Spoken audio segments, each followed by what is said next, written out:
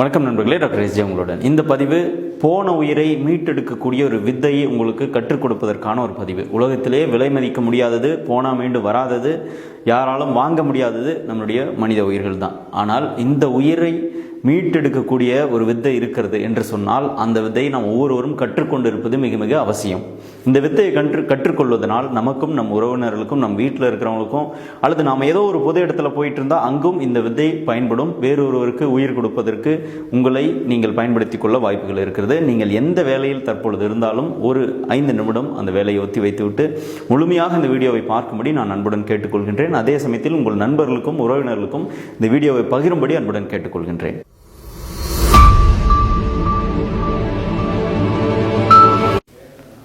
கடந்த ஞாயிற்றுக்கிழமை, அதாவது தீபாவளி அன்றைக்கு இரவு ஒரு 11 மணி இருக்கும். நான் மதுரை நோக்கி போயிட்டு இருக்கிறேன். அந்த நேரத்தில் கரூர் அரவங்குறிச்சி டோல்கேட் தாண்டிய உடனே ஒரு 50 அடி தூரத்தில் இடதுபுறமாக ஒரு மாருதி 800 கார் நின்றுட்டு இருக்குது. அந்த காரை சுற்றிலும் ஒரே அழுகுரல் கூக்குரல் கேட்டுக்கொண்டிருக்கின்றது. என்ன என்று பார்க்கலான்னு காரை ஓரம் கட்டி போய் பார்த்தா ஒரு குடும்பம் கதறி கொண்டு இருக்கிறது. நடுவில் ஒரு 40 வயது மதிக்கத்தக்க, 40 முதல் 45 வயது மதிக்கத்தக்க ஒரு நபர் அவங்க மனைவியினுடைய மடியில் படுத்து கிடக்கிறாரு. கிடத்தி வைத்து கொண்டு அழுது கொண்டு இருக்கிறார்கள். 2 குழந்தைங்க கூட வந்தவங்க என்று எல்லோரும் கத்தி கதறி அழுது கொண்டு இருக்கிறார்கள். என்னவென்று பார்த்தால் அவருக்கு பேச்சு மூச்சு எதுவுமே இல்லை. உடனடியாக சுதாரித்து கொண்டு அவருடைய பல்ஸை செக் பண்ணும்போது 0 பல்ஸ். பொதுவாக லாஸ்ட்டாக நாங்கள் கேரோட்டிட் பல்ஸ் செக் பண்ணுவோம். அந்த கேரோட்டிட் பல்ஸும் இல்லை, எல்லாம் எதுவுமே இல்லை. Complete cessation of heart beat and breathing. இறந்த நிலையில் தான் அவர் இருக்கிறாரு. அவரை போட்டு அழுதுட்டு இருக்கிறாங்க. நைட்டு 11:30 மணி. அதிகமான கூட்டமும் அந்த இடத்துல இல்லை. அப்போ தான் அந்த இன்சிடென்ட் நடந்திருக்குது. அப்போ தான் அது சம்பவம் நடந்திருக்குது. உடனடியாக அந்த நபரை அந்த பெண்மணியுடைய மடியிலிருந்து வாங்கி தரையில் கிடத்தி சிபிஆர் என்று சொல்லக்கூடிய முதல் உதவி, அதாவது உடனடியாக நின்ற இருதயத்தையும் உடனடியாக நின்ற மூச்சையும், இறந்த நிலையில் இருப்பவருக்கு மீண்டும் மறு மூச்சை கொடுக்கக்கூடிய, இதய துடிப்பை மீண்டும் மறு ஓட்டம் செய்யக்கூடிய ஒரு ப்ரொசீஜர் தான் அந்த சிபிஆர். இந்த சிபிஆர் ப்ரொசீஜரை நான் ஸ்டார்ட் பண்ணுறேன் நைட்டு 11:30 மணிக்கு. முதல் சைக்கிள் கார்டியாக் கம்ப்ரெஷன் என்று சொல்லக்கூடிய இந்த ஃபர்ஸ்ட் செஸ்ட் கம்ப்ரெஷன் கொடுக்குறோம். ஒரு 30-40 கம்ப்ரெஷன் வரைக்கும் எந்த ரெஸ்பான்ஸும் கிடையாது. தொடர்ந்து விடாமுயற்சியாக ஒரு கார்டியாக் கம்ப்ரெஷன் கொடுத்துட்ருக்குறோம். ஒரு 50% நம்பிக்கை தான் எனக்கு இருந்தது இந்த நபரை ரெக்கவர் பண்ண முடியும் அப்படின்னு சொல்லிட்டு. ஆனால் தொடர்ந்து கார்டியாக் கம்ப்ரெஷன் கொடுக்குறோம். கடவுளுடைய பெரிய இரக்கத்தினால அந்த நபர் மீண்டும் உயிர் பிழைத்தார். மீண்டும் அப்படியே கண்ணை திறந்து அப்படியே மூச்சு விடுறார். இதுக்கு பேர் தான் கார்டியாக் பல்மனரி ரிசசிட்டேஷன் என்று அழைக்கப்படுகிறது. ஸோ அவர் உடனடியாக மூச்சு விட்ட உடனே தொடர்ந்து சிபிஆர் கண்டினியூ பண்ணி அவர் ரேடியல் பல்ஸ் வரைக்கும் பார்க்க வச்சு உடனடியாக அங்கிருந்தவர்கள்லாம் ஆம்புலன்ஸ் சொல்லி டோல்கேட் ஆம்புலன்ஸ் உடனடியாக வந்து விட்டது. அவர் கண்ணை முழிச்ச உடனே அவரை எழுந்து நடக்க வச்சு பேச வச்சு, இல்லை எனக்கு ஒன்றும் இல்லை அப்படின்னு அவர் கிளைண்ட் சொல்கிறாரு, விக்டிம் சொல்கிறாரு. இல்லை, நீங்கள் இருந்தாலும் நீங்கள் பக்கத்தில் இருக்கிற ஜிஹெச்சில் போய் ஒரு செக்அப் பண்ணி தான் ஆகணும். உங்களுக்கு வந்தது ஹார்ட் அட்டாக், முதல் முறை ஹார்ட் அட்டாக் அப்படின்னு சொல்லி அவருக்கு அறிவுறுத்தப்பட்டு ஆம்புலன்ஸில் ஏற்றப்பட்டு அங்கிருந்த லோக்கலில் இருந்த ஒரு சில நண்பர்கள், அந்த ஊருக்காரங்க காரில் வராங்க. அவங்களும் ஹெல்ப் பண்ணுறதுக்காக, எல்லாம் வாலிப பசங்க தான். இல்லை, நாங்கள் ஹெல்ப் பண்ணுறோம், நாங்கள் கொண்டு போய் ஜிஹெச்லேயே அவங்கள ட்ராப் பண்ணிடுறோம், கூட போகிறேன்னு சொல்லி ஆம்புலன்ஸ்லேயே அந்த நபர் ஒருத்தர், அவங்க தீபாவளி செலிப்ரேட் பண்ணிட்டு இருக்கிறாங்க. நைட்டு 11:30 மணிக்கு அந்த ஏரியாவில் ஏதோ எங்களை மாதிரி ஊருக்கு போயிட்டு இருக்கிறாங்க. அப்போ அந்த நண்பர்களும் அவங்க கூட போய் ஜிஹெச்சில் அவங்கள விட்டுருக்காங்க. ஸோ நாங்கள் அந்த இடத்துலேருந்து கடந்து வந்துட்டோம். ஸோ ஒருவேளை இப்போ அந்த நபர் இறந்துட்டாங்க, இறந்த 5 நிமிஷத்துக்கு மேலே இருக்கணும். அந்த நேரத்தில் ஒருவேளை நானோ அல்லது என்னை போன்ற வேறொரு மருத்துவத்துறையை இந்த சிபிஆர் பற்றி அறியாதவர்கள் அங்கே யாரும் இல்லை அப்படின்னா அவருக்கு அந்த முதல் 5 நிமிடத்திற்குள்ளாக சிபிஆர் கொடுக்கப்பட்டிருக்கவில்லை என்றால் கண்டிப்பாக அவர் மரணமடைந்தவராகவே தான் இருந்திருப்பார். ஒரு குடும்ப தலைவனை இழந்திருக்கும். 2 குழந்தைங்க தன்னுடைய அப்பாவை இழந்திருப்பார்கள். ஒரு பெண் தன்னுடைய கணவர் இழந்திருப்பார்கள். அது எவ்வளோ பெரிய இழப்பு பாருங்கள். ஸோ இந்த செஸ்ட் கம்ப்ரெஷன், அதாவது இந்த இறந்த நிலையில் இருப்பவருக்கான கார்டியாக் கம்ப்ரெஷன் என்பது ஒவ்வொருவரும் கற்றுக்கொள்ள வேண்டிய ஒரு ப்ரொசீஜர். இது மெடிக்கல் பர்சன்ஸ் மட்டும்தான் செய்யணுன்ற எந்த அவசியம் இல்லை. காமனாக எல்லாருமே கற்றுக்கொண்டு இருக்க வேண்டிய அவசியம் இருக்கிறது. ஏன் என்று கேட்டால், இன்றைக்கு ஹார்ட் அட்டாக் என்று சொல்லக்கூடிய இதய அடைப்பானது பரவலாக இருக்கின்றது. யாருக்கு எப்போ வரும்னே தெரிய மாட்டேங்குது. நல்ல வேலை பார்த்துட்டு இருக்கிறோம், உடனடியாக ஹார்ட் அட்டாக் வந்துடுது. நான் காலையில் இருந்தார் சார், நேற்று நான் பார்த்தேன், இன்னைக்கு காலையில் இல்லை. நைட்டு நல்லா தூங்கினார் சார், காலையில் எழுந்திருக்கல. பஸ்ஸில் போயிட்டு இருந்தார் சார், இறங்கும்போது விழுந்துட்டாரு. படியில் இறங்கும்போது ஹார்ட் அட்டாக் வந்து விழுந்துட்டாரு. பைக்கில் போயிட்டு இருக்கும்போது ஹார்ட் அட்டாக் வந்துருச்சு. டிரைவ் பண்ணிகிட்டே இருந்தார், அப்படியே ஹார்ட் அட்டாக் வந்துருச்சு. பஸ் இடிச்சிட்டாங்க, பஸ்ஸை ஓரமாக நிறுத்திட்டாங்க. எத்தனை இன்சிடென்ட் நம்ம கேள்விப்படுறோம். 50-60 வயசில் வந்த ஹார்ட் அட்டாக் இன்னைக்கு 25-30 வயசில் கூட வருது. ஸோ இந்த உடனடியாக மூச்சு நின்று விட்டாலோ, திடீரென்று இதயம் நின்று விட்டாலோ, அதை மறு ஓட்டம் செய்வதற்கு, மீண்டும் அவற்றை செயல்பட வைப்பதற்கான ஒரு அற்புதமான வழி தான் இந்த சிபிஆர் என்று சொல்லக்கூடிய கார்டியோ பல்மனரி ரிசசிட்டேஷன். இது யாருக்கெல்லாம் கொடுக்கலாம் என்றால், இந்த திடீர் உயிரிழப்பு ஏற்பட்டவர்கள், திடீர் மரணம் அடைந்தவர்களுக்கு இந்த சிபிஆர் வேலை செய்யும். குறைந்தபட்சம் 40 முதல் 50% ஒரு நபரை காப்பாற்றுவதற்கு வாய்ப்புகள் இருக்கிறது நல்ல சிபிஆர் கொடுக்கும் பொழுது. பை த டைம் நீங்கள் ஹாஸ்பிட்டல் கால் பண்ணியிருப்பீங்க, ஆம்புலன்ஸ் வந்துடும் அல்லது மெடிக்கல் பர்சனல்ஸ் அங்கே வந்துடுவாங்க. நீங்கள் அந்த கிளைண்ட்டுக்கு தேவையான அடுத்த நிலை சிகிச்சை கொடுப்பதற்கு ஏதுவாக இருக்கும். சரி, இப்போ அந்த முதல் 5 நிமிடம் ஹார்ட் நின்ற உடனே இந்த முதல் 5 நிமிடம் நம்ம எதுவுமே செய்யலை. இப்போ காமனாக யாருக்கு தெரியாது, என்ன செய்யறதுன்னு தெரியாது. செஸ்ட் அழுத்தணும்னு தெரியும், பட் எவ்வளோ அழுத்துன்னு தெரியாது. நான் பார்த்தா அந்த அம்மா கூட பார்த்தீங்கன்னா செஸ்ட்டில் வச்சு அழுத்திட்டு தான் இருந்தாங்க, ஆனால் ஸ்லோவாக அழுத்திட்டு இருக்காங்க, சும்மா தடவி கொடுத்துட்டு இருக்காங்க. பிகாஸ் அவங்களுக்கு தெரியாது எத்தனை டைம் அழுத்தணும், எவ்வளோ ஸ்பீடாக அழுத்தணும், எவ்வளோ டீப்பாக அழுத்தணும் அப்படிங்கிறது கண்டிப்பாக காமனாக தெரிஞ்சிருக்க வாய்ப்பு இல்லை. அப்படியே தெரிஞ்சாலும் பயப்படுவாங்க செய்கிறதுக்கு. ஸோ அப்போ அது ப்ரொஃபஷனலாக நம்ம கற்றுக்க வேண்டியது, ஓரளவுக்காவது அந்த நாலேஜை வளர்த்துக்க வேண்டியது ரொம்ப ரொம்ப அவசியம். அதை பற்றி தான் இப்போ நான் உங்களுக்கு சொல்லிக் கொடுக்க போகிறேன். நீங்கள் ஒவ்வொருவரும் கற்றுக்கோங்க. ரொம்ப ஈஸியானது, எங்கே வேணாலும் அது பயன்படும். நம்ம எப்போவுமே ஒரு லைஃப் டைமுக்கு ஒரு நபரை நம்ம சேவ் பண்ணி இருந்திருக்கலாம். ஒரு லைஃப் டைமுக்கே ஒரு நபர் நம்ம பக்கத்து வீட்டில் திடீர்னு ஹார்ட் அட்டாக் கத்துவாங்க, போய் பார்த்தோம்னா மூச்சு இருக்காது, பேச்சு இருக்காது, என்ன பண்ணுறேனே தெரியாது. ஹாஸ்பிட்டல் கொண்டு போகிற வழியில் இறந்துட்டாருங்கன்னு சொல்லியிருப்பாங்க. 5 நிமிஷத்துக்கு முன்னாடி கூட்டிகிட்டு இருந்தால் காப்பாற்றிருக்கலாமே அப்படின்னு சொல்ல நம்ம கேள்விப்பட்டிருப்போம். அந்த 5 நிமிஷம் இருக்குது பார்த்தீங்களா, 5 நிமிஷத்துக்கு முன்னாடி கொண்டு வந்தால் அந்த 5 நிமிஷம் தான் கோல்டன் அவர்.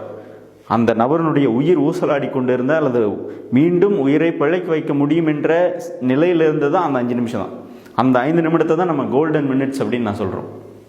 அந்த 5 நிமிடத்துக்குள்ளாக ப்ராப்பராக எஃபெக்டிவாக ஒரு சிபிஆர் கொடுக்கும் பொழுது டெஃபினட்டாக ஒரு லைஃப்பை சேவ் பண்ண முடியும். அது என்ன ப்ரொசீஜர்னு சொல்கிறேன், ரொம்ப சிம்பிள் தான். ஒரு 3 ஸ்டெப்ஸ் மட்டும்தான். என்ன என்பதை உடனடியாக பார்க்கலாம்.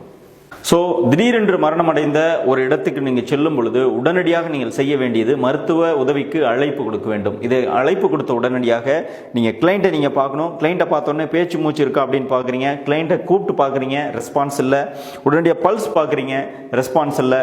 இந்த சைடில் கழுத்தில் கூட பல்ஸ் செக் பண்ணி பார்க்கலாம், அதுலேயும் எந்த ரெஸ்பான்ஸ் இல்லை. ஸோ ஓரளவுக்கு நீங்கள் ஊர்ஜிதப்படுத்துறீங்க, அந்த நபர் பேச்சு மூச்சு இல்லாமல் இருக்கிறாரு அப்படின்னு ஊர்ஜிதப்படுத்திட்டீங்க அப்படின்னாலே நீங்கள் இந்த இதய பகுதிக்கு உங்களுடைய கவனம் வர வேண்டும். நின்று போன இதயத்துக்கு அழுத்தம் கொடுத்து மீண்டும் இதயத்தை ஓட செய்யக்கூடிய அந்த செயலுக்கு வரணும். இந்த கார்டியாக் கம்ப்ரஷன் என்று சொல்லக்கூடிய இதய பகுதியை அழுத்தி வர செய்யக்கூடிய நிகழ்வு நார்மலாக மெடிக்கல் ஃபீல்டில் இருக்கிறவங்களுக்கு, டாக்டர்ஸ், நர்சஸ், அந்த பேராமெடிக்கலிஸ்ட் அவங்க கற்றுக்கிறது கொஞ்சம் ப்ரொஃபஷனல் வேல இருக்கும். பட் நீங்கள் ஒரு ஜென்ரலாக ஒரே ஒரு ஸ்டெப் மட்டும் நான் கற்றுக் கொடுக்குறேன், அதை மட்டும் நீங்கள் ஃபாலோ பண்ணுங்கள் போதும். ஸோ பேச்சு மூச்சு இல்லைன்னு கன்ஃபார்ம் பண்ணிட்டீங்கன்னா உடனடியாக நபரை ஃப்ளாட்டாக போடுங்க. அடியில் எந்த ஹார்ட் ஆப்ஜெக்ட்ஸும் இல்லாமல் பார்த்துக்கோங்க. ஃப்ளாட்டாக போட்ட உடனே உங்களுடைய பாம் உள்ள கையானது அந்த நபருடைய 2 செஸ்ட்டுக்கும் இடையில இருக்கணும். 2 செஸ்ட்டுக்கும் நடுப்பகுதியில் உங்களுடைய பாம் வச்சுக்கோங்க. அடுத்த கை இந்த கைக்கு மேலே இருக்கணும். இந்த கைக்கு மேலே போட்டு லாக் பண்ணிக்கோங்க. கை இப்படி இருக்கு, அடுத்த கை மேலே வச்சு லாக் பண்ணிக்கோங்க. ஸோ நான் வச்சுட்டேன், லாக் பண்ணிட்டேன். என்னோட எல்போ பெண்டாக இருக்கக்கூடாது, எல்போ ஸ்டிஃபாக இருக்கணும். என்னோட பாடி வெயிட் முழுவதும் என் கைக்கு வரணும்.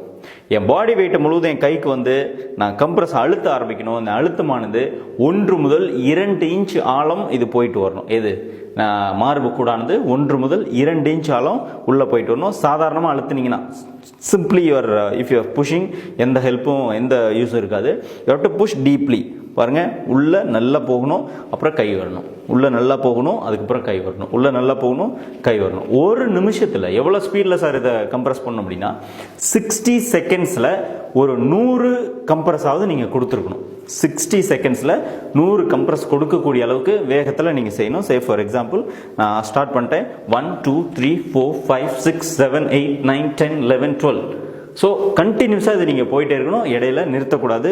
ஒன்றா அவர் அங்கே ரெஸ்பாண்ட் பண்ணணும். அவர் மூச்சு வரலாம், அல்லது கண்ணை திறக்கலாம், அல்லது அவர்கிட்ட இந்த பல்ஸ் ரிக்கவர் ஆகலாம், ஏதாவது ஒன்று இருக்கணும். பட் 100 கம்ப்ரெஷன் ஸ்பீடாக கொடுத்துருங்க ஃபஸ்ட்டு, ஒன்றும் தப்பு இல்லை.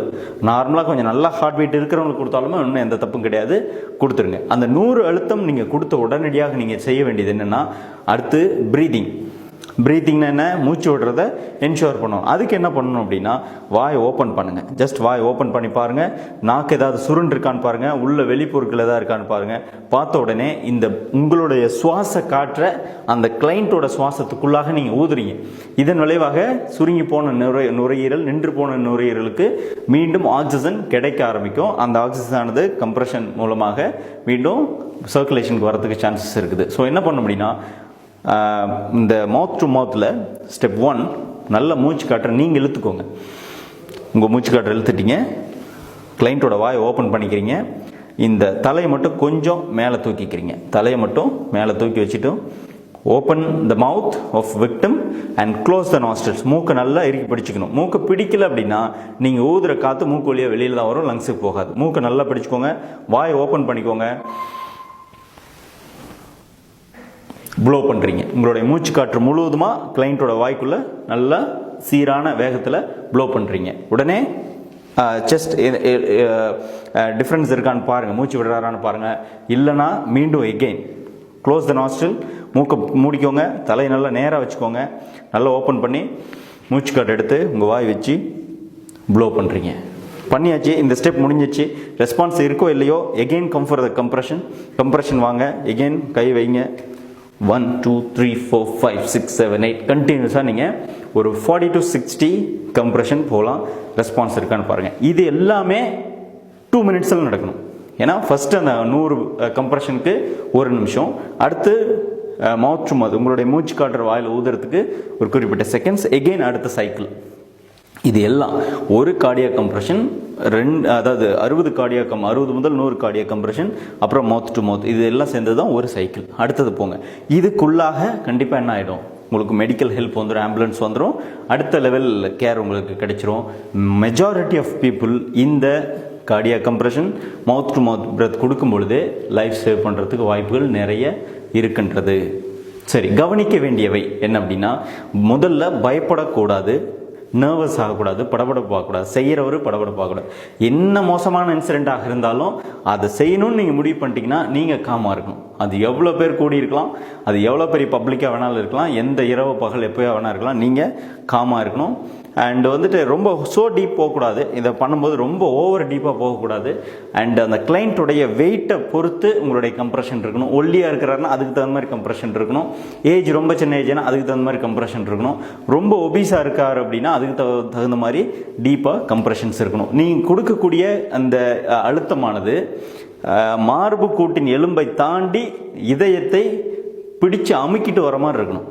இதயத்தின் மீது ஒரு கம்ப்ரெஷனை கொடுத்துட்டு வர மாதிரி இருக்கணும். நார்மலாக இதயம் இப்படி சுருங்கி விரிஞ்சிட்டு இருக்குது, இப்போ எதுவுமே பண்ணல, அப்படியே நின்றுச்சு. இப்போ நான் கொடுக்கக்கூடிய அழுத்தம் வெளியிலேருந்து எலும்புகளெல்லாம் தாண்டி உள்ளே போய் இதயத்தை தொட்டுட்டு வரணும். இதயத்தை நல்லா அழுத்திட்டு கை எடுக்கணும். அப்போ தான் இதயம் என்ன பண்ணும், மீண்டும் செயல்பட ஆரம்பிக்கும். அது இதயம் வந்துட்டு ஒரு எலக்ட்ரிக்கல் சார்ஜஸ்னால செயல்படுது. எகெயின் அந்த எலக்ட்ரிக்கல் சார்ஜஸ் கிடைக்குது அப்படின்னும் போது காற்று கொடுத்துரும். இவை அனைத்துமே அந்த கோல்டன் மினிட்ஸ் என்று சொல்லக்கூடிய முதல் 3 முதல் 5 நிமிடத்திற்குள்ளாக நடைபெறும் பொழுது நம் உறவுகளை நாம் இழக்காமல் பார்த்து கொள்ள முடியும்.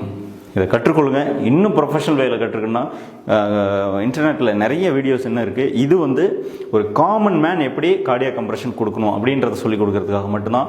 இன்னும் ப்ரொஃபஷனலாக கூட நீங்கள் சிபிஆர் கற்றுக்கலாம். ஏதாவது ஒரு கோர்ஸாக கூட, ஒரு ஃபர்ஸ்ட் எய்ட் கோர்ஸ் மாதிரி நீங்கள் போய் கூட கற்றுக்கலாம். லைஃப் சேவிங்காக கண்டிப்பாக இருக்கும்.